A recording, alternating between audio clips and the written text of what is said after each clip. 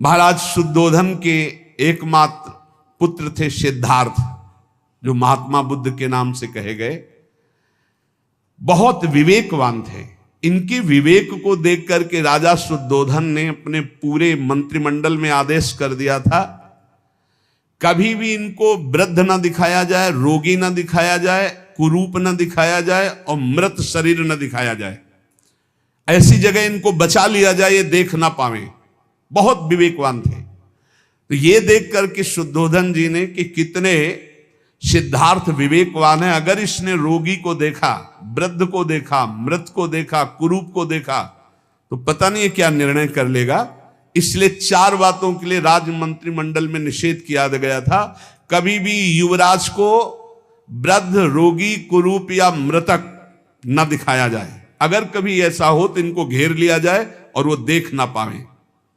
लेकिन भगवान के विधान पर राजा का विधान थोड़ी चलता है। एक दिन उन्होंने पिता से आज्ञा ली कि मुझे नगर अपना देखना है।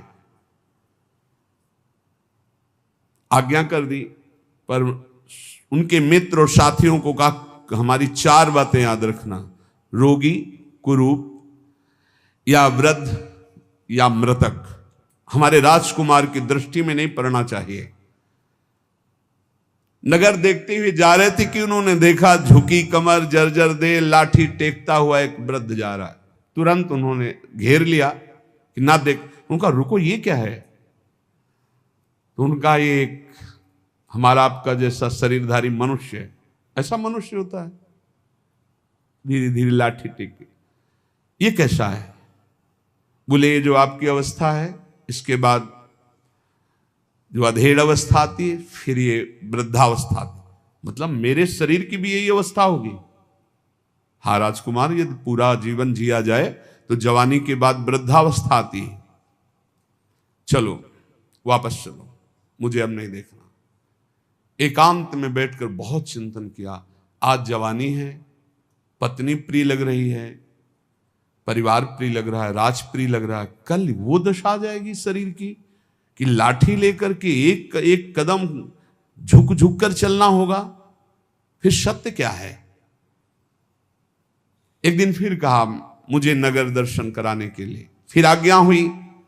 बड़ी सावधानी इस बार रखी गई थी, लेकिन मार्ग में देखा कि एक हड्डी हड्डी शरीर में है, जैसे टीबी का मरीज, मिर्गी का मरीज।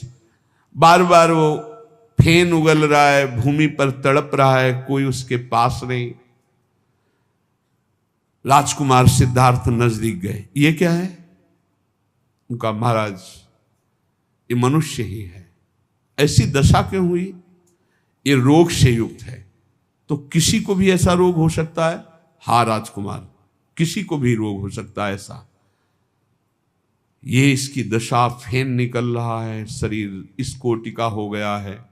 चलो मैं वापस नहीं देखना चाहता। एकांत गए।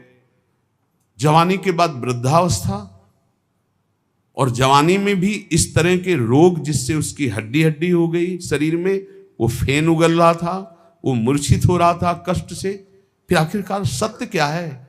जीवन का रहस्य क्या है? तीसरी बार फिर कुछ दिनों बाद कहा मैं नगर यात्रा में जाना चाहता हूं। फिर आदेश हुआ, भगवान का विधान, राम नाम सत्य है, राम नाम सत्य है। एक मुर्दे को लोग, रुको राजकुमार, रखो, खोलो, इसमें क्या है? राजकुमार ये तो शव है। ये क्या होता है? बोले जो बूढ़ी अवस्था देखी, जो रोगी अवस्था देखी, इसके बाद ये मृत अवस्था आती है, आदमी मर जाता है। मतलब मैं भी मर जाऊंगा? हाँ, अगर वृद्धावस्था आई, रोग अवस्था आई, तो उसके बाद मृत्यु अवस्था होती। तो जीवन का सत्य क्या है? यही जीवन का सत्य है। राजकुमार मैं इस विषय में तो नहीं जानता, पर यह जरूर दशा सबकी आती है। तो मृत्यु का ग्यास कभी भी बना जा सकता है। हाँ राजकुमार, कभी भी मरा जा सकता है।